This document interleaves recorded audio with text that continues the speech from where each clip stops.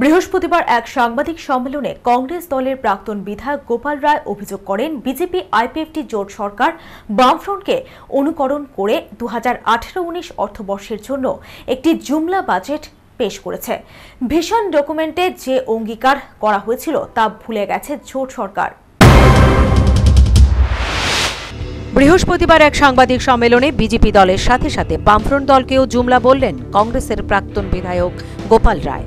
গোপাল রায় অভিযোগ করেন, বামফ্রন্ট সরকারের অনুকরণে বিজেপি আইপিএফটি জোট সরকার 2018-19 অর্থবর্ষের জন্য একটি জুমলা বাজেট পেশ করেছে। তাছাড়া ভিশন ডকুমেন্টে উল্লেখিত প্রতিশ্রুতিগুলি ভুলে গেছে জোট সরকার। পেট্রোল ডিজেলের মূল্যবৃদ্ধি থেকে শুরু করে বিভিন্ন দ্রব্যের উপর করের পরিমাণ হ্রাস করার জন্য আন্দোলন করবে কংগ্রেস। আপনারা জানেন যে গত বছর 19শে জুন বিজেপি এবং আইপিএফটি জোট সরকার বামফ্রন্টকে অনুকরণ করে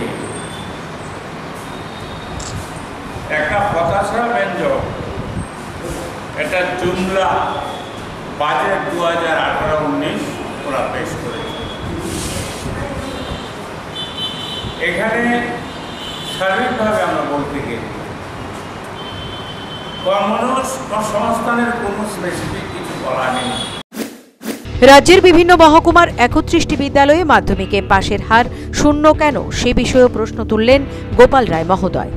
যেখানে রাজ্যের 22টি কলেজে প্রয়োজন অনুযায়ী অধ্যাপক নেই, সে রাজ্যে 4টি বিএড কলেজ খোলা কি করে সম্ভব সে বিষয়ে প্রশ্ন তুলেন গোপাল রায়।